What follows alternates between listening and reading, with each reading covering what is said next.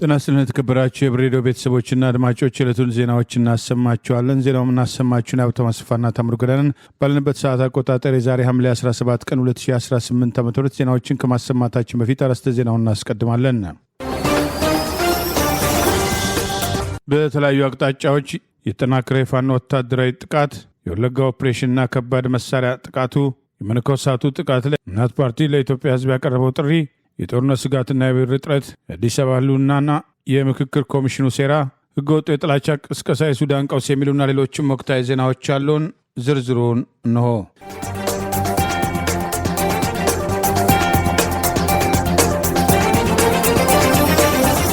የአገዛዙ ጀነራሎች የውሸት መቅለጃ ዛሬም ተጠናክሮ ቀጥሏል። በዋሽራ ደጋዳሞት፣ ዋብርና ደባይ ጮቄ ቀጠናዎች በተለያዩ አቅጣጫዎች በከባድ መሳሪያና በአየር ጥቃት ጭምር የተደገፈው የአገዛዙ ስልጣን አስጠባቂ ጦር ወረራ በአግባቡ ተመክቶ በፋኖ እየተወሰደ ያለውን እርምጃ ተከትሎ የቦታ ለውጥ እያደረገ ሲሆን፣ በተቃራኒው የአገዛዙ ጀነራሎች ዛሬም ሐሰተኛ መግለጫ መስጠታቸው ታውቋል። በአማራ ህዝብ ላይ ጦርነት የከፈተው የአብይ አህመድ አገዛዝ ስልጣን አስጠባቂ ጦር ባለፉት ተከታታይ ቀናት አማራ ፋኖ ብሔራዊ ንቅናቄ ቴዎድሮስ ዕዝ ዋና ወታደራዊ ይዞታዎችን እንቆጣጠራለን በሚል በደጋዳሞት፣ ፈረስ ቤት፣ በዋሸራ፣ ዋብር፣ ደባይ ጮቄና አካባቢው ቀጠናዎች ላይ በተለያዩ አቅጣጫዎች በ4 ጀነራሎች በ7 ኮሎኔሎችና በርካታ ሻለቆች የከፈተውን ውጊያ ተከትሎ ከፋኖ እየደረሰበት ያለው የመልሶ ማጥቃት እርምጃ መቋቋም ተስኖት ቦታ እስከ መቀየር የተበተነ የጠላት ኃይል ለመሰብሰብ እየተንቀሳቀሰ ሲሆን፣ በተቃራኒው ያገዛዙ ስልጣን አስጠባቂ ወታደራዊ አዛዦች መካከል አንዱ የተለመደ ሐሰተኛ መረጃ መስጠቱ ታውቋል። ጠላት በ3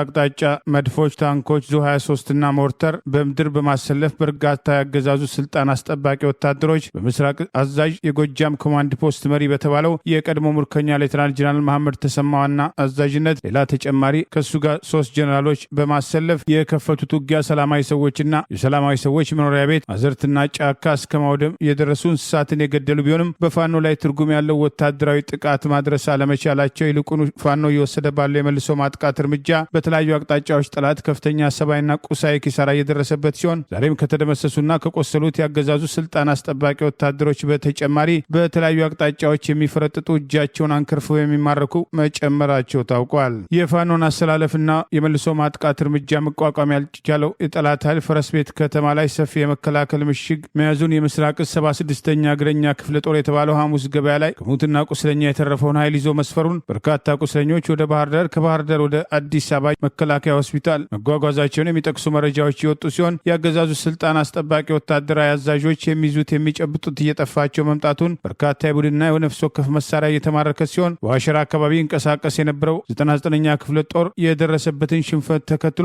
ወደ አስተሪዮ የተቀረ ኃይሉን ይዞ ለመፈርጠጥ መገደዱ፣ ወበር የገባው 6ኛ ዕዝ 25ኛ ክፍለ ጦር በኮረብታ መገንጠያ በኩል ወደ ሞጣ ለመንቀሳቀስ የሞከረ ቢሆንም ዛሬም ከፋኖ ጥቃት ማምለጥ አለመቻሉን የሚጠቅሱ መረጃዎች ወጥተዋል። ከወይናዋ ተነስቶ ወደ አረፋ ደጋዳሞት የተንቀሳቀሰው የጠላት ኃይል በተወሰደበት የመልሶ ማጥቃት እርምጃ ያሰበው የከሸፈ ሲሆን፣ በዚህም ጠላት ሰብአዊና ቁሳዊ ኪሳራ ማስተናገዱ ታውቋል። ሐሙስና ሰቀላ ገበያ የነበረው ያገዛዙ ሞተራይዝድ የተባለ ሻለቃ ከባድ መሳሪያ በፋኖ ጥቃት ሊሰነዘርበት ወይም ሊማረክ ይችላል በሚል የተሰጠውን ትዕዛዝ ተከትሎ ለመፈርጠጥ መገደዱን የሚጠቅሱ መረጃዎች ወጥተዋል። ይህ በእንዲህ እንዳለ አገዛዙ በከፍተኛ ደረጃ ተዘጋጅቶ የከፈተው ውጊያ እየከሸፈ መምጣቱን ተከትሎ ቀደም ሲል ወቀሳ የቀረበበትና ለሽንፈቱ ተጠያቂ ያደረጉት ሌተናል ጀነራል መሐመድ ተሰማ ምትክ በዚህ ውጊያ ውስጥ ከተሳተፉ ወታደራዊ አዛዦች አንዱ የ6ኛ ኮር ቀጠና አዛዥ የተባለው ብርጋዴ ጀነራል ሶፊያን ሺህ በሰናን ወረዳ አጸጣ አካባቢ የደረሰባቸውን ወታደራዊ ሽንፈት ተከትሎ ጋራጅ ውስጥ የቆሙ የግለሰቦች ተሽከርካሪዎችን ጭምር ማርከናል እስከ ማለት መድረሳቸውን ሰሞኑን ያገዛዙ ወታደራዊ አዛዦች በኤአይ ወይም አርቲፊሻል ኢንቴሊጀንስ የተቀናበረ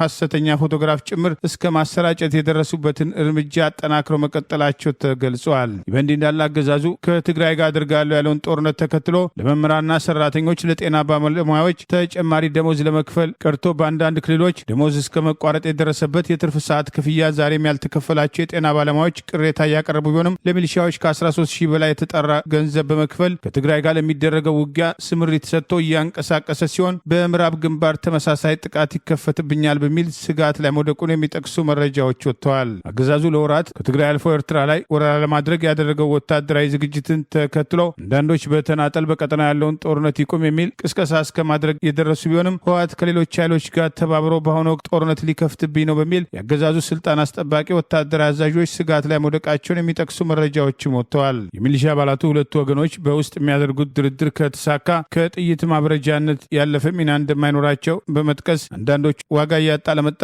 ለእናንተ ወረቀት ህይወታችንን አናጣም የሚል ቅሬታ ማቅረባቸውን የሚጠቅሱ መረጃዎችም ወጥተዋል። አቶ ጌታቸው ረዳ በዶክተር ደብረጽዮን ገብረ ሚካኤል የሚመራው ህዝባዊ ወያነ ሓርነት ትግራይ ህወሓት አመራርና የቅርብ አጋሮቻቸው የትግራይ ህዝብን ዳግም ለጥፋት ለከባድ ጦርነት እየዳረጉ ነው ሲሉ ወቀሱ። አቶ ጌታቸው ረዳ በትግርኛ ቋንቋ ባሰራጩት መልእክታቸው የጥፋት ቡድን በማለት የጠሩት የህዝባዊ ወያነ ሓርነት ትግራይን ራሱን ለማዳን ሲል የትግራይ ወጣትን ከታሪካዊ ጠላቶች ካሏቸው ጋር በመሰለፍ የጥፋት አጋርነትን ፈጥሯልም ብለዋል። አቶ ጌታቸው በዚሁ መግለጫቸው በአመራሩና በህዝቡ ላይ የሚነዛው የፌዴራል መንግስት ሊወረን ነው ፕሮፓጋንዳም ከእውነታ የራቀ መሆኑን ጠቅሰው በቅርቡ በአመራሩ የተነሳው ወደ 4 ኪሎ እንገባለን የሚለው ፉከራ የትግራይ ህዝብን ችግር ከማባባስ የዘለለ ትርጉም እንደሌለው እምነታቸውን ገልጸዋል። የተናፋቃዮችን ጉዳይን በተመለከተ መመለስን ሽፋን በማድረግ የሚነዛው ዲስኩር ያሉትን እውነታን የሌለውና የስልጣን ጥማት ብቻ ነው ሲሉ አቋማቸውን ገልጸዋል። ዶክተር ደብረጽዮንን በስም በመጥቀስ የወረፉት አቶ ጌታቸው በጦርነቱ ወቅት የነበራቸውን ያልተገባ ያሉትን ወታደራዊ ስሌትና በቅርቡም ከኤርትራው ፕሬዝዳንት ከአቶ ኢሳያስ አፈወርቂ ጋር አድርገውታል ያሉትን ግንኙነትን የገለጹ ሲሆን አቶ ጌታቸው እንዳሉትም ዶክተር ደብረጽዮን ወደ ኤርትራም ተጉዘው የጦር መሳሪያ ለመጠየቅ መሞከራቸውና ፕሬዝዳንት ኢሳያስም ባለህ ጀምር እኔ እከተልሃለሁ የሚል ምላሽ እንደሰጧቸውም ገልጸዋል። ይህም የትግራይን ህዝብና ወጣቱን የኤርትራ መንግስት የፖለቲካ መጠቀሚያ ለማድረግ የታለመ የአራዊት ያሉትም ውል ነው ሲሉም ተችተውታል። እንደ አቶ ጌታቸው ረዳም ገለጻም የትግራይ ህዝብ ይህንን የጥፋት ቡድን ከተሸከመበትም አውርዶ ሊጥለው እንደሚገባና ይህ ካልሆነ ግን ክልሉ ያለ ጠባቂና ወጣቶችም ለጥፋት የተጋለጡ እንደሚሆን በማስጠንቀቅም ህዝባችን ይጥፋ ወይስ እነዚህ የጥፋት ኃይሎችም ይጥፉ የሚል ጥያቄም አቀርበዋል። የአቶ ጌታቸው ረዳን አስተያየትን በተመለከተ ከህወሓት ባለስልጣናት በኩል ለጊዜው አስተያየት ባይሰነዘርም የህወሓት ከፍተኛ አመራሮችም ሰሞኑን በተለያዩ የትግራይ ክልል ከተሞች ውስጥ ከማህበረሰቡ ጋር ውይይት ያደረጉም ሲሆን ይህም ስብሰባ በዋነኛነት የትግራይ ክልልን የወታደራዊ አቅም ለማጠናከር በተዋጊዎችና በህዝቡ መካከል ያለውን ግንኙነትን ለማጠናከር እንደሆነ መታለሙም ተገልጿል። የጠቅላይ ሚኒስትር አብይ አህመድ አስተዳደርን ይቃወማሉ ካሏቸው ታጣቂ ቡድኖች ጋርም አብሮ የመስራትም የመደጋገፍ ግንባር እንደሚፈጠር እነዚሁ የህወሓት ባለስልጣናትም በአደባባይ መናገራቸው ይታወሳል።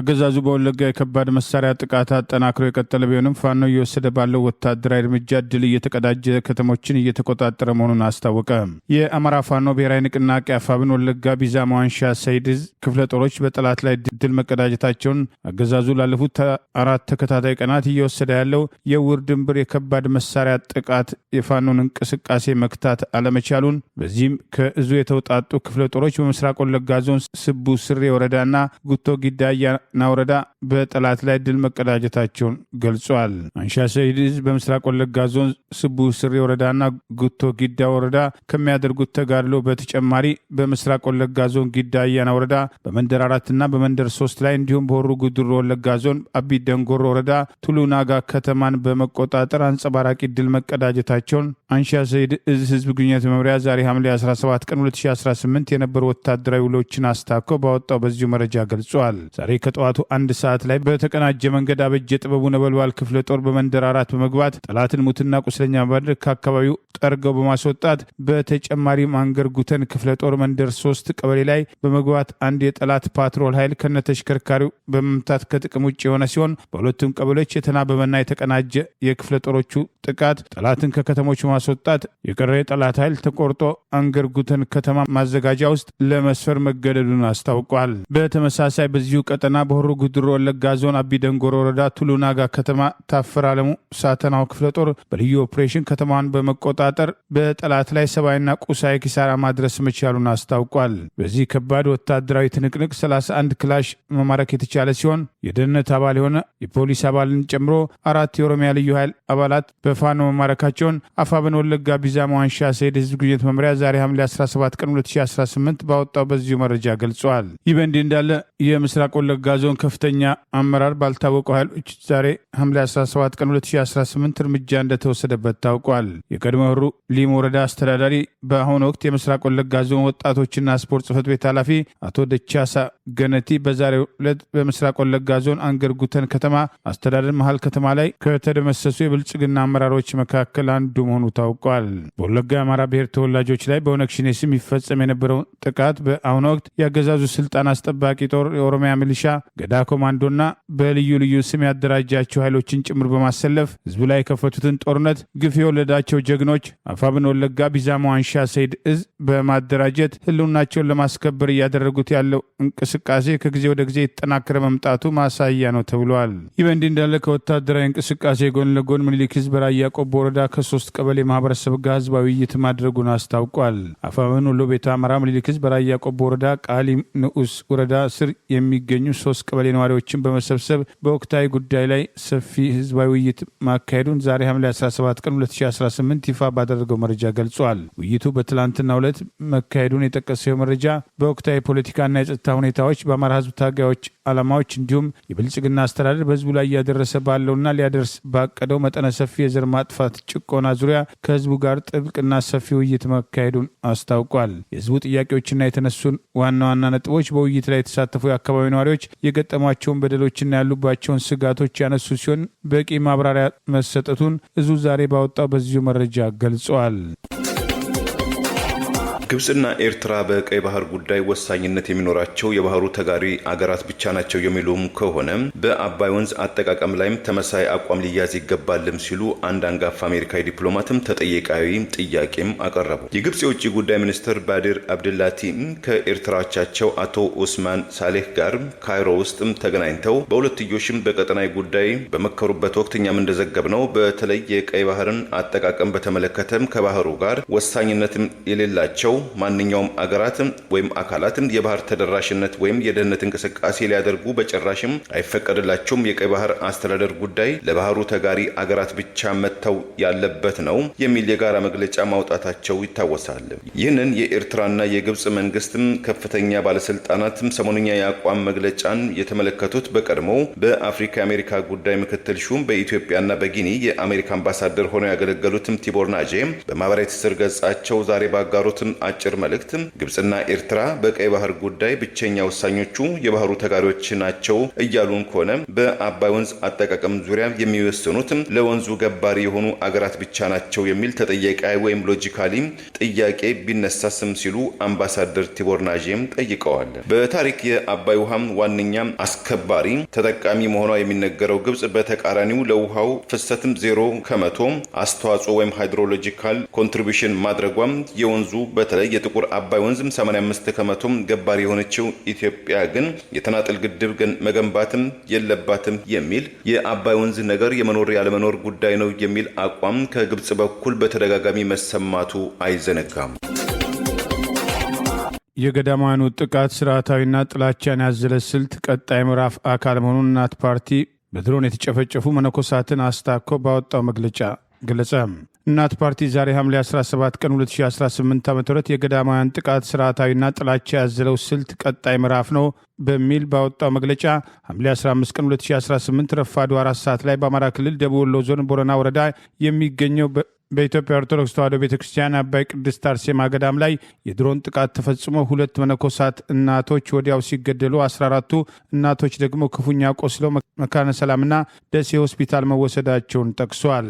በጥላቻና ሆን ተብሎ በሚመስል መልኩ በተፈጸመው ጥቃት የገዳማውያኑ የዓመት ቀለብ እህልና ጥራጥሬ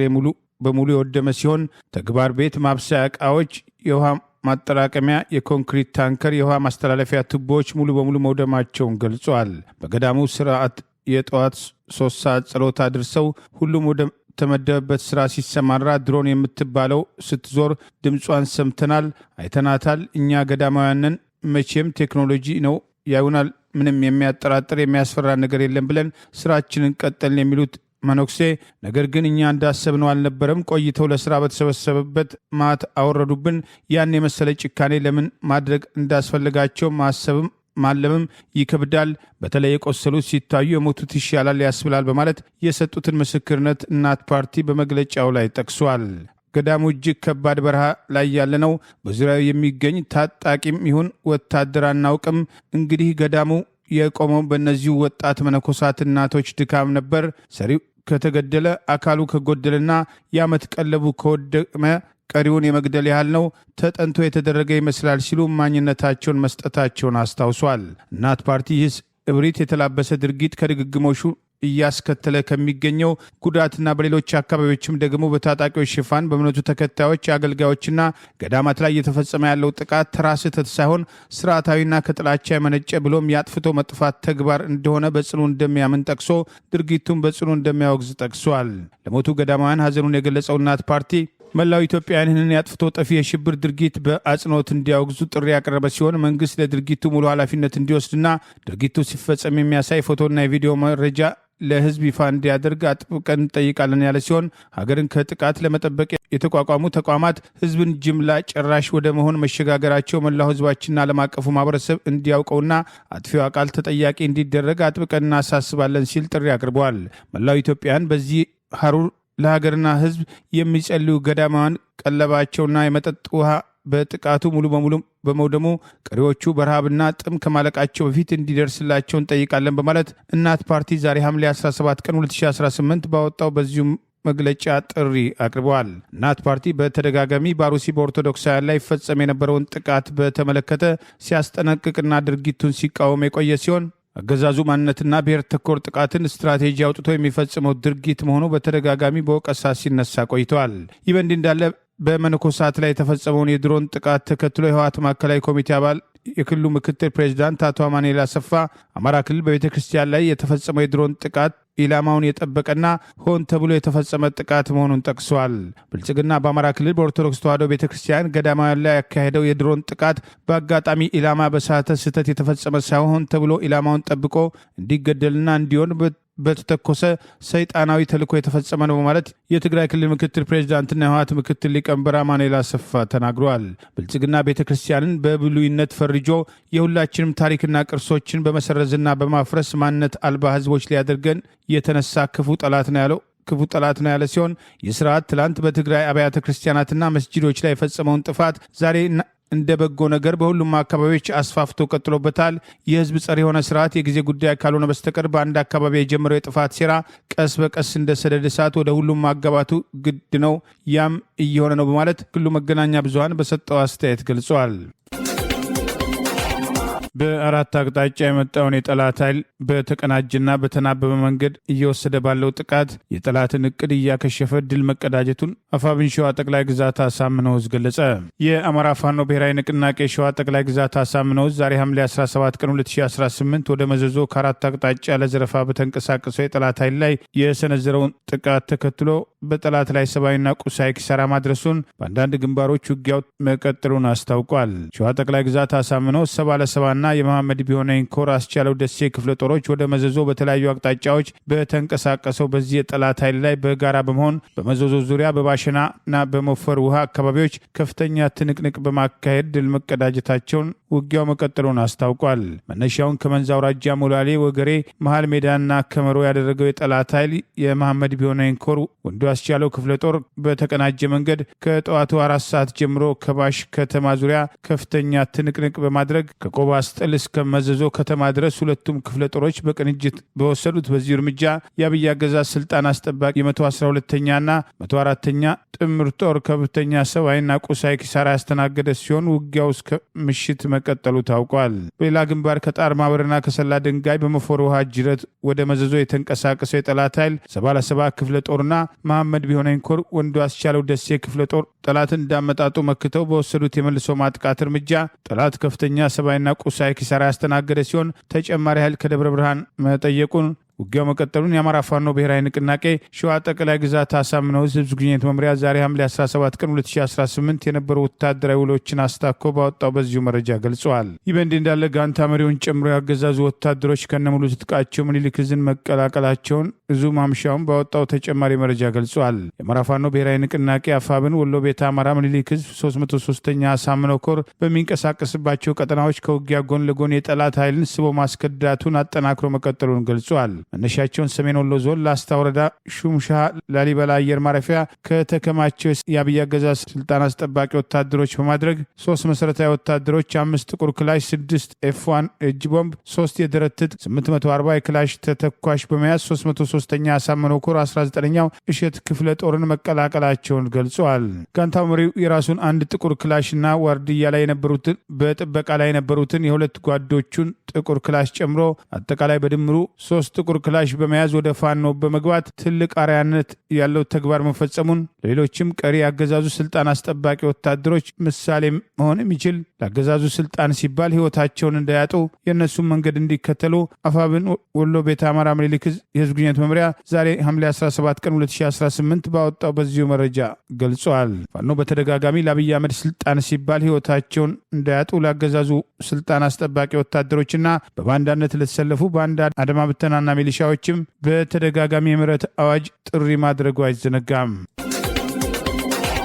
በፌዴራል መንግስቱና በህዝባዊ ወያነ ሓርነት ትግራይ ህወሓት መካከል የተፈጠረው ውጥረትን ተከትሎም በትግራይ ክልል ውስጥ ጥሬ ብር እስከ 25 በመቶ በሚደርስ ኮሚሽን እየተሸጠ መሆኑም ተሰማ። ይህ የጥሬ ገንዘብ እጥረት በዕለት ተዕለት የነዋሪዎች እንቅስቃሴ ላይ ችግር ከመፍጠሩም ባሻገር በየጊዜው አዳዲስ ህጋዊነት የሌላቸው የጥሬ ገንዘብ ማግኛ መንገዶችም እንዲተገበሩ በር መክፈቱም ተመልክቷል። ከቅርብ ጊዜ ወዲህም ጥሬ ብርን በኮሚሽን መሸጥ በስፋት እየተከናወነ የሚገኝ ሲሆን ይህም የነዋሪዎችን እንቅስቃሴ የዛሬ 6 ዓመትም ጦርነት ወቅት ወደ ነበረው ሁኔታ መልሶታልም ተብሏል። ካለፈው ጥቅምት ወር 2018 ጀምሮ ከፌዴራል መንግስቱ የሚላከው ድጎማ በጀት መቋረጡ እንዲሁም በክልሉ ፖለቲካዊና ወታደራዊ አመራሮች መካከል የተፈጠረው ውስጣዊ ክፍፍልና የግጭትን አዙሪትን ተዳምሮ ባንኮች ለጥሬ ገንዘብ እጥረት እንዲዳረጉ ምክንያት የሆነ ሲሆን ብዙዎችም ባለፈው 2013 ዓ.ም ጦርነት ወቅት ያጋጠመውን አይነት ሁኔታ ሊፈጠር ይችላል በሚል ስጋት ድባብ ውስጥ በመውደቃቸው ባንኮች ያስቀመጡትን ገንዘብ በብዛትም እያወጡ ይገኛል። በተለይ ባለፉት 3 ወራት ከፍተኛ መጠን ያለው ጥሬ ገንዘብ ከባንኮች ውጪ መደረጉ ከክልሉ የሚወጡ መረጃዎችም ገልጸዋል። በክልሉ የሚገኙት ባንኮችም ደንበኞቻቸው የሚፈልጉትን ያህል ገንዘብ መስጠት ባለመቻላቸው ነዋሪዎችም ለዕለት ተዕለት እንቅስቃሴ የሚሆን ጥሬ ገንዘብ ለማግኘት ተጨማሪ ክፍያዎችን ወይም ኮሚሽን ለመክፈል መገደዳቸውም ታውቋል። በክልሉ የሚገኙት ባንኮች ለአንድ ደንበኛ በቀን የሚሰጡት የጥሬ ገንዘብ መጠን በከፍተኛ ሁኔታ የተገደበ ሲሆን የጥሬ ገንዘብ እጥረቱ በተባባሰባቸው እንደ መቀለ፣ አዲግራት፣ አክሱምና አድዋ የመሳሰሉት ከተሞች ባንኮች በአብዛኛው ጥሬ ብር የለንም በማለት ደንበኞቻቸውን እስከ መመለስ መገደዳቸውም ተሰምቷል። በአንጻራዊነት እንደ ሽረና ማይጨው ባሉ ከተሞች የሚገኙ ባንኮች በቀን ለአንድ ደንበኛ 1000 ብር የሚሰጡም ሲሆን ይህ ሁልጊዜ የሚገኝ አለመሆኑን የጠቆሙት እነዚሁ አካባቢ ምንጮች ገንዘብ የለንም ብለው የሚመለሱበትም ሁኔታ ከቀን ወደ ቀን እየተጨመረ መምጣቱንም ገልጸዋል። እንደ አላማጣ ባሉ አካባቢዎች የሚገኙ ባንኮች ለደንበኞቻቸው በቀን እስከ 1000 ብር ድረስ ወጪ ማድረግ እንደሚፈቅዱ የተገለጸም ሲሆን ጥሬ ገንዘብ በአፋርና በአማራ አዋሳኝ አካባቢዎች ወደ ትግራይ ክልል ገብቶ በኮሚሽን እየተሸጠም ሲሆን የኮሚሽን ሽያጩም እንደ ጥሬ ብሩ መጠን ከ5 በመቶ እስከ 25 በመቶ ድረስ እንደሚሸጥም ታውቋል። ኮሚሽን ሽያጩ የሚከናወነው በጥሬ ገንዘብ አዘዋዋሪዎች በኩል ሲሆን ጥሬ ብር የሚፈልጉ አካላትም በባንክ ሂሳብ ወይም በሞባይል ባንኪንግ ከ5 እስከ 25 በመቶ በሚደርስ የኮሚሽን ክፍያም ጭማሪውን በመላክም ጥሬ ገንዘባቸውን ይረከባሉም ተብሏል። የጥሬ ገንዘብ አዘዋዋሪዎቹ የሚጠየቁትም የኮሚሽን መጠን እንደየአካባቢውና እንደሚፈለገው ብር መጠን ልዩነት ያለው ሲሆን የተፈለገው የገንዘብ መጠን አነስተኛ ከሆነም የኮሚሽኑ መጠኑም ከ5% እስከ 10% ይደርሳል። በሺዎችም አሊያም በሚሊዮኖችም ብር መጠን ያለው ከፍተኛ ጥሬ ብር በሚፈለግበት ጊዜ ግን የኮሚሽኑ ክፍያ እስከ 25% እንደሚደርስም ተሰምቷል። በተለይ በወርቅ ማውጣትና ንግድ ስራ ላይ የተሰማሩ አካላት የዕለት ተዕለት ግብይታቸው በጥሬ ገንዘብ የሚፈጸም በመሆኑ እስከ 25% የሚደርስ ተጨማሪ ኮሚሽን ለመክፈል ጥሬ ብር እንደሚሰበስቡ ተሰምቷል።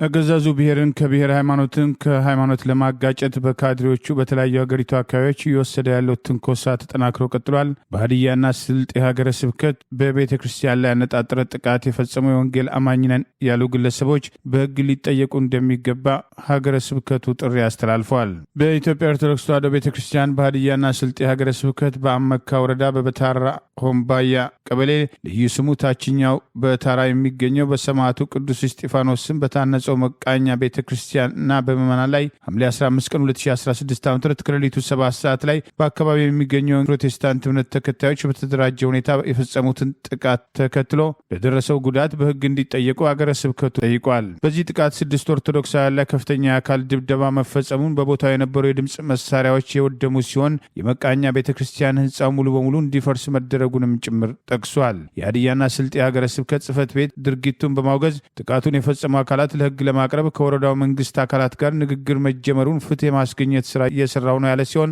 የመንግስትና የፍትህ አካላት ጉዳዩን በጥብቅ አጣርተው ወንጀለኞችን ለሕግ እንዲያቀርቡ የጠየቀ ሲሆን በፈረሰው ቤት ምትክ ሌላ ቤት ተገንብቶ አገልግሎት እንዲጀመር፣ ጉዳት የደረሰባቸው ወገኖች የሕክምና ካሳ እንዲያገኙ ሲል ጥሪ አቅርበዋል። የምዕመናን ጨዋነት መላ ኦርቶዶክስ እምነት ተከታዮች ያሳዩት ከፍተኛ ትዕግስትና ጨዋነት ያደነቀው ሀገረ ስብከቱ ምዕመናን ጉዳዩን በጸሎትና በኦርቶዶክሳዊ ጨዋነት በተሞላ መንፈስ በትዕግስት እንዲከታተሉ ሲል ጥሪ ያቀረበ ሲሆን ጉዳት የደረሰባቸው ወገኖቻችን ሰማዕት እንጂ ሌላ አይደለም፣ ክብር ይገባችኋል። በዚህ ፈታኝ ሰዓት ድጋፍ ላደረጋችሁና ወገኖቻችሁ ወደ ሕክምና ላደረሳችሁ ሁሉ አምላክ የነፍስ ዋጋ ያድርግላችሁ ማለት በኢትዮጵያ ኦርቶዶክስ ተዋሕዶ ቤተክርስቲያን የሀዲያና ስልጤ ሀገረ ስብከት ጽሕፈት ቤት በጻፈው ደብዳቤ ጉዳዩን ለማሳወቅ ባወጣው መረጃ ገልጸዋል። ይህ በእንዲህ እንዳለ አገዛዙ በተለያዩ ሀገሪቱ አካባቢዎች ስልጣኔ አደጋ ውስጥ ወድቋል በሚል ሃይማኖትን ከሃይማኖት ብሔርን ከብሔር ለማጋጨት ተልዕኮ ሰጥቷቸው የሚንቀሳቀሱ ግለሰቦች በስሜታዊነት እየቀሰቀሱ አንዱም በአንዱ ላይ በማስነሳት መሳሪያ ለማድረግና ይህንን ተከትሎ የሚፈጠሩ ግጭቶችን በገላጋይነት አሸማጋይ ለመምሰል ህዝቡ ተረጋግቶ ለለውጥ እንዳያስብ አገዛዙ የፈጠረውን ጫና ተከትሎ ሌሎች ጥያቄዎቹን እንዳያነሳ ለማድረግ እየተወሰዱ ያሉ እርምጃዎችን በንቃት መከታተል እንደሚያስፈልግ፣ በዚህም በቅርቡ በአማራ ክልል በከሚሴ የኦርቶዶክስ እምነት አባት የሆኑት ቄስ ላይ በተመሳሳይ እንዲሁ ሼህ ላይ የተወሰዱት ጥቃቶች እና ግድያዎች ዓላማቸው ሃይማኖትን ከሃይማኖት ለማጋጨት የታለመ መሆኑን፣ በደቡብ የሚደረጉ እንቅስቃሴዎችም ይህንኑ ዓላማ ለማስፈጸም ሊሆን ስለሚችል ጥንቃቄ እንዲደረግ የሚሉ ጥሪዎችም ተከትለው ቀርበዋል። በደቡብ የሚደረገው እንቅስቃሴ ይህንኑ ዓላማ ለማስፈጸም የሚደረግ የጥቃት አካል መሆኑን መገንዘብ እንደሚያስፈልግና ህዝቡ ተባብሮ ወንጀለኞችን ለሕግ በማቅረብ ተመሳሳይ ጥቃቶች እንዳይፈጸሙ ግጭት ቀስቃሾችን ሊታገላቸው እንደሚገባም ጥሪ እየቀረበ ይገኛል። የአገዛዙ ድጋፍ ያላቸው የጥላቻ ቅስቀሳዎች አደገኛ መሆናቸውና የስርዓቱን ዋና ዓላማ በግልጽ የሚያሳዩ መሆናቸው እየተገለጸ ሲሆን ኦርቶዶክስና አማራን የጥቃት ኢላማ የማድረግ የአገዛዙ ዋና አጀንዳ መሆኑን ህዝቡ ሊገነዘብና ስርዓቱ እስካልተለወጠ ድረስ የጥላቻ ትርክቱ ተጨማሪ ጉዳት እንደሚያስከትል ተገለጸ። በአማራ ህዝብ ላይ ይፋ ጦርነት ያወጀው የጠቅላይ ሚኒስትር አብይ አህመድ አገዛዝ የተለያዩ ምክንያቶችን እየሰጠ ቢሆንም ዛሬም ድረስ የቀጠለው በኦርቶዶክስ እምነት ተከታዮችና ገዳማት ቤተክርስቲያን የአብነት ተማሪዎችና የእምነት ካህናትና ቀሳውስት ምዕመናን ላይ በተከታታይ የሚፈጸሙ ጥቃቶች ከሐሰተኛ የጥላቻ ትርክት የተነሳና በበቀል እየተወሰደ ያለ እርምጃ መሆኑን አገዛዙን ከሚደግፉ አንዱ አስቴር በዳኔ በማህበራዊ ሚዲያ የሰጠችው አስተያየት ግልጽ ማሳያ መሆኑ ተጠቅሷል። ከዚህ ቀደም አማራና ኦርቶዶክስ በሚል የጥላቻ ትርክት ሲቀሰቅሱ የነበሩ ወገኖች በአሁኑ ወቅት ደግሞ የሆነ ብሔርና የሆነ ሃይማኖት የሚል ሽፋን በመስጠት አገሪቱ የኛ ብቻ ነው ብለዋል። አሁን እየተወሰደ ያለው የበቀል እርምጃ ይህንን መሰረት አድርጎ ነው ቻሉት የሚል አስተያየት በግልጽ የሰጠችበት የጥላቻ ቅስቀሳን ተከትሎ ሕግና ስርዓት ቢሆን በሕግ ልትጠየቅ የሚገባ ቢሆንም የጠቅላይ ሚኒስትሩ አስተዳደር በቅርቡ በፓርላማ ራሳቸው ጠቅላይ ሚኒስትሩ እንደተናገሩት የሚያሳድድና የሚያስረው አሩሲ ላይ ኦርቶዶክሳውያንን የጨፈጨፉ ሳይሆን ኦርቶዶክሳውያን ለምን ይጨፍጨፉ፣ ጭፍጨፋው ሊቆም ይገባል በሚል አዲስ አበባ ላይ ቁጭ ብለው የሚናገሩትን መሆኑን በግልጽ አቋማቸውን ይፋ ማድረጋቸውን የሚያስታውሱ ወገኖች ስርዓቱ እስካልተለወጠ ድረስ በሐሰተኛ የጥላቻ ትርክት የተጀመረው ጥቃት ሊቀጥል እንደሚችል ግልጽ ማሳያ መሆኑ ተጠቅሷል።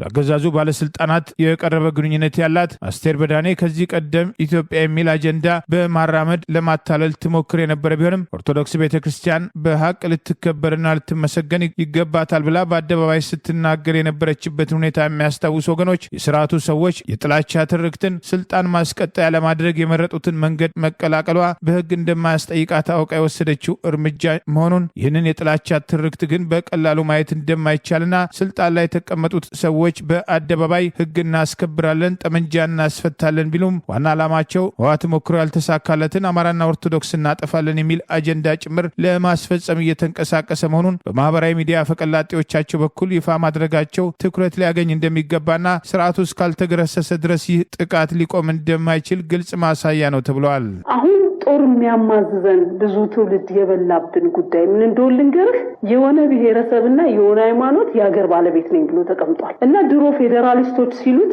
በዚህ ልክ እንደዚህ ሽታው የሚሰነፍግ አይመስለኝም ነበር። በዚህ ልክ አይመስለኝም ነበር። ግን ለካ መሬት ላይ ያለው ሀቅ ይሄ ነው እና አሁን ሲገባኝ ሁሉም ሰው የዘራውን ነው እያጨደ ያለው። ቶለሬት የማያደርግ ትውልድ ተነስቶ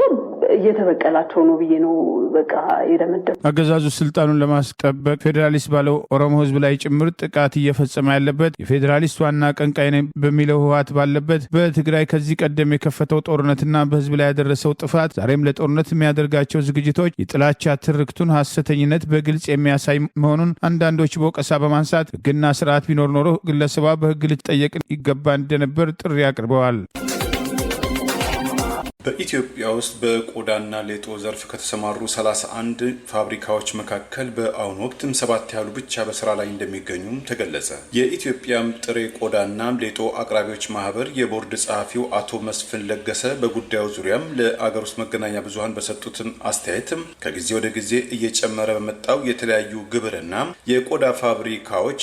ለከባቢ ጠንቅ ናቸው በሚል እሳቤ በተጣለባቸው የተጨማሪ እሴትም ታክስ ወይም ቫት የተነሳም 24 የጥሬ ቆዳና ሌጦ አምራች ፋብሪካዎች ከውድድር ውጪ መሆናቸውን ችግሩንም ለመቅረፍም አግባብነት ካላቸው ለመንግስት መስሪያ ቤቶችም የተላከው የጣልቃ ገብነት ጥያቄ እስካሁን ድረስ ምላሽ አለማግኘቱን አቶ መስፍን በሐዘኔታም ገልጸዋል። ለቆዳና ሌጦ ምርት ግብአትነትም ከሚውሉትም ንጥረ ነገሮች መካከል አንዱ የሆነው የጥሬ ጨው አቅርቦት ዋነኛ መሆኑን የገለጹትም አቶ መስፍን ቀደም ሲል ሌላው ማነቆ የነበረው የገበያ ትስስር ችግር በአሁኑ ወቅት በተወሰነ ደረጃ መሻሻል የታየበት መሆኑን ተናግረዋል። በአንድ ወቅትም ከቡና ምርትም ቀጥሎ ለኢትዮጵያም ከፍተኛ የውጭ ገቢ ምንዛሪ የነበረው የቆዳና ሌጦ ኢንዱስትሪ በጥሬ ዕቃም ብክነት፣ በውጭ ገበያም ክፍተት፣ በፋይናንስ ቢሮክራሲና የተለያዩ ጎታች ፖሊሲዎች ምክንያት በአመት ከ30 ሚሊዮን እስከ 40 ሚሊዮን ዶላር የገቢ ምንጭ ለመሆን መቻሉም ከውጭ የሚገቡ ዕቃዎችም በተመለከተ ወይም ኢምፖርት ሰብስቲዩት ፕሮዳክትስ ረገድ ከ2 ቢሊዮን ዶላር በላይ መሸፈኑ በቀጣይነትም ከፍተኛ ድጋፍ የሚያሻው መሆኑን በዚሁ ዘርፍ ላይ ያሉ ባለሙያዎችም ይገልጻሉ። የኢትዮጵያ ቆዳዎች ኢንዱስትሪ ማህበር ፕሬዚዳንት አቶ ዘላለም መራዊ በቅርቡ ለመገናኛ ብዙሃን በሰጡት መግለጫ በዓለማችን ላይ በአመት ከ500 ቢሊዮን ዶላር በላይ የቆዳ ምርትና ለቆዳ ፋሽን ኢንዱስትሪ ወጪ እንደሚደረግ ገልጸው በአፍሪካ አህጉር በቀንድ ከብትም ብዛት ቀዳሚ የሆነችው ኢትዮጵያ ግን ለጥሬና ለቆዳ ምርትም ትኩረት ባለመስጠቷም አባይን በማንኪያ የመጨለፍ ያህል ሆኗልን በማለትም ዘርፉ የቱን ያህል እውቅና የተነፈገው መሆኑን አብራርተዋል። በኢትዮጵያ የተለያዩ አካባቢዎች ከተከሰተው ግጭትና ጦርነት ጋርም በተያያዘም በርካታ ጥሬ ቆዳ ምርቶች ወደ ገበያም አለመድረሳቸው፣ በየመንገዱ መጣላቸው፣ በቆሻሻ ስፍራም ለመጣል መገደዳቸው ሌላኛው የብሔራዊ ሀብት ብክነት መሆኑም ተነግሯል። የይስሙላው ምክክር ኮሚሽን ዛሬም እየተጋለጠ ይገኛል። በአዲስ አበባ ጉዳይ ላይ ቀደም ሲል የኦሮሞ ብልጽግና ፓርቲ የያዘውን አጀንዳ ለማስፈጸም ግልጽ ተልዕኮ ይዞ እየተንቀሳቀሰ ለመሆኑ ተጨማሪ መረጃዎች መውጣት ጀምረዋል። አገራዊ ምክክር የተባለው የይስሙላ እንቅስቃሴ በአገሪቱ ጦርነት ባለበት የእርስ በርስ ጦርነቱ ሳይቆም በርካታ የህሊናና የፖለቲካ እስረኞች ሳይፈቱ ገለልተኛ የሆነ ኮሚሽን ሳይቋቋም ይህንን የመሰለ አጀንዳ በገዢው ብልጽግና ፓርቲ ቁጥጥር ስር በተለይም ይህንኑ ፓርቲ በበላይነት የሚመራው ኦሮሞ ብልጽግና ፓርቲ ዋና አጀንዳን ለማስፈጸም የሚደረግ እንቅስቃሴ የሀገሪቱን ሰላም አያመጣም፣ ይልቁኑ ተጨማሪ አለመረጋጋት ይጋብዛል የሚሉ አስተያየቶችን የበለጠ የሚያጠናክር የተግባር እንቅስቃሴ በምክክር ኮሚሽኑ ላይ መታየት መጀመሩን የሚጠቅሱ መረጃዎች ወጥተዋል። የኦሮሞ ብልጽግና ፓርቲ 4000 ከተባሉ ተወያዮች አብላጫውን በመቆጣጠር በርካታ ተሳታፊዎችን ያሰማራበትና ሌላው ቀርቶ በውይይት ሂደት ውስጥ ያልነበሩ ወደ አዳራሹ እንዲገቡ የተፈቀደላቸው ተወያዮች ጭምር ባካተተበት አዲስ አበባን የኦሮሚያ ክልል አካል ለማድረግ የያዘውን አጀንዳ ለማስፈጸም ኮሚሽኑ በገለልተኝነት አደራጅቻቸዋለሁ፣ የሙያ ማብራሪያ ይሰጣሉ ያላቸው ባለሙያዎች ይህንኑ አጀንዳ ለማስፈጸም ማብራሪያ ሲሰጡ ቅሬታ መነሳቱ ታውቋል። እነዚህ ገለልተኛ ምሁራን የተባሉት አዲስ አበባ የፌዴራሉ መቀመጫ ራስ ገዝቱን ራሷን በራሷ የቻለች ክልል ትሁን የሚሉ አማራጮችን ወደ ጎን በማድረግ አዲስ አበባ በኦሮሚያ ክልል ትካተት የሚል ታሪካዊ ያሉት ያሉትን ሐሰተኛ ትርክት መሰረት ያደረገ ማብራሪያ በመስጠት በምሁራን ስም ይህንኑ አጀንዳ ለማስፈጸም ኮሚሽኑ መድረክ ሰጥቶ ገለጻ ሲያደርጉ የነበረ ቢሆንም ሌሎች አማራጮችን በተመለከተ የአዲስ አበባን የኢትዮጵያ ሕዝብ ባለቤትነት ወደ ጎን በማድረግ የኢትዮጵያን ከተማ መሆኗን ለማስቀረትና የኦሮሚያ ክልል አካል ለማድረግ የወጠነውን ሴራ በማብራሪያ ስም ለማስፈጸም መንቀሳቀሱ ቅሬታ ማስነሳቱ ታውቋል። አንዳንድ ተወያዮች አዲስ አበባ የኢትዮጵያን የጋራ ከተማ መሆኗን ለማስረዳትና በተለይም በሽግግር ወቅት አዲስ አበባ ክልል 14 ትባል የነበረበትን ሁኔታ በማስታወስ አዲስ አበባ ራሷን በራሷ የቻለች ክልል ልትሆን ይገባል የሚሉ አስተያየቶች የሰጡ ቢሆንም ባለሙያ ተብሎ የመጡት የኦሮሞ ብልጽግና ፓርቲን አጀንዳ ለማስፈጸም ተልዕኮ የተሰጣቸውና በኮሚሽኑ የተፈቀደላቸው ግን ሌሎች አማራጮች ላይ ማብራሪያ ለመስጠታቸው ኮሚሽኑ የአንድ ወገን ተልዕኮ ለማስፈጸም እየተንቀሳቀሰ ነው፣ ህጋዊ ስልጣን የለውም፣ በዚህ አይነት ወገንተኛና ለአንድ ወገን ጉዳይ አስፈጻሚነት የሚንቀሳቀስ ኮሚሽን የአገሪቱን የፖለቲካ ችግር በውይይት ሊፈታ አይችልም የሚሉ ቅሬታዎች በተግባር እየተረጋገጡ መምጣታቸው ማሳያ ነው ተብሏል። በሌሎች አጀንዳዎችም በተመሳሳይ በኦሮሞ ብልጽግና ፓርቲ የበላይነት የሚመራው ገዢው ብልጽግና ፓርቲን አጀንዳ በዋናነት ለማስፈጸም ምሁራን ተብለው የተመለመሉትም ይህንኑ የእነሱን ፍላጎት መሰረት ያደረገ ገለጻ እንዲሰጡ ብቻ ተልዕኮ እንደተሰጣቸው ይኸው በተግባር እየተረጋገጠ መምጣቱ በቅሬታ መነሳት ጀምረዋል። የብሔር ብሔረሰቦችን መብት አያከብርም፣ የአንድ ብሔር የበላይነትን በኦሮሞ ብልጽግና ፓርቲ ገዢነት ለማንገስ የሚደረግ እንቅስቃሴ ነው የሚሉ ቅሬታዎች ከተለያዩ አካባቢዎች ከመጡ ተሳታፊዎች እየተሰማ ቢሆንም አስቀድሞ አጀንዳዎች በድምፅ ብልጫ ያልፋሉ በሚል በርካታ ተሳታፊዎችን ያሰማራ ኦሮሞ ብልጽግና ፓርቲ ሌሎች ለኢስሙላ ይወያያሉ እንጂ አጀንዳ ማሳለፍም ሆነ አጀንዳ መጣልም የሚችሉበት እድል እንደማይኖራቸው አረጋግጦ የገባበት የአንድ ወገን ምክክር የፓርቲው አጀንዳ ማስፈጸሚያ መሆኑ በተግባር እየተረጋገጠ መምጣቱ ዛሬም በወቀሳ የተነሳ ይገኛል። ኮሚሽኑ ዋና ዋና ካላቸው 8 አጀንዳዎች መካከል የአዲስ አበባና ድሬዳዋን ጉዳይ ለይቶ በአጀንዳነት ማንሳቱ ይህንኑ ፍላጎት ለማሳካት የታለመ መሆኑ አስቀድሞ በወቀሳ ሲነሳ የቆየ ሲሆን ጠቅላይ ሚኒስትሩን ፕሬዚዳንታዊ አስተዳደር በማለት ፕሬዚዳንት እንዲሆኑ ያላቸውን እቅድ ለማሳካትና የኦሮሞ ብልጽግና ፓርቲን የመስፋፋት አጀንዳ ለማስፈጸም የሚደረገው እንቅስቃሴ ተጨማሪ ቀውስ ሊያስከትል እንደሚችል ከወዲሁ አንዳንዶች ለማስጠንቀቅ እየሞከሩ ነው።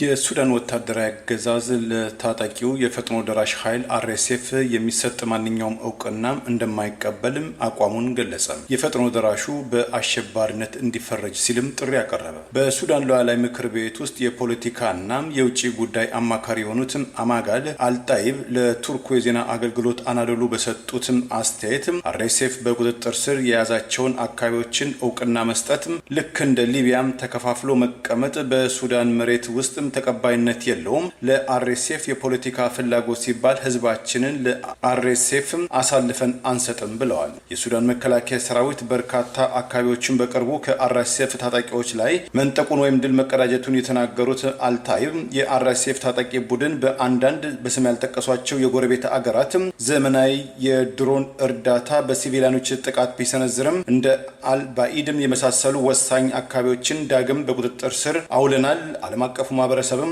RSFን በአሸባሪነትም እንዲፈርጅልን እንሻለንም ብለዋል። አንዳንድ የቀጠናው አገራት በሱዳን የሚካሄደው ወታደራዊ እርምጃም እንዲቋጭም እየወተወቱ መሆናቸውን የገለጹትም ኃላፊው ይህ አይነቱ እርምጃ ለRSF ታጣቂዎችም እውቅና የመስጠት ያህል ሲሆን ምክንያቱም የሱዳን ህዝብም በተያያዥነትም የማድረግ እርምጃም አካል ነውም ብለውት የሱዳን ወታደራዊ መንግስትም ዘላቂ ሰላማዊ ሁኔታና የተኩስ አቁም ስምምነት እንዲያካሄድ ከተፈለገ የRSF ታጣቂዎች የተቆጣጠሩትን የሲቪሊያን አካባቢዎችን በአስቸኳይ ለቀው እንዲወጡ ሱዳንን ለሁለት ከመክፈል ድርጊት መታቀብ ሲኖር ብቻ ነው ብለዋል። ቱርክ ለሱዳን ሉዓላዊነት በቁርጠኝነት ከቆሙ ጥቂት ሀገራት መካከል አንዷ መሆኑን የጠቀሱትም ኃላፊው አልታይብ ቱርክ ማለት የአቋም ሀገር ነችም፣ የሱዳን የውስጥ ጉዳይ ለሱዳናውያን ውሳኔ የሰጠችም ትልቅ ሀገር ነችም ሲሉ ቱርክን አወድሰዋል። ለዛሬ ያሉን ዜናዎች እነዚህ ናቸው። ዜናውን ስታደምጡ ለቆያችሁ የህብር ሬዲዮ ቤተሰቦችና አድማጮች ምስጋናችን ድረሳችሁ። የህብር ሬዲዮ ኦፊሻል ዩቲዩብ ቻናላችንን ሰብስክራይብ ያላደረጋችሁ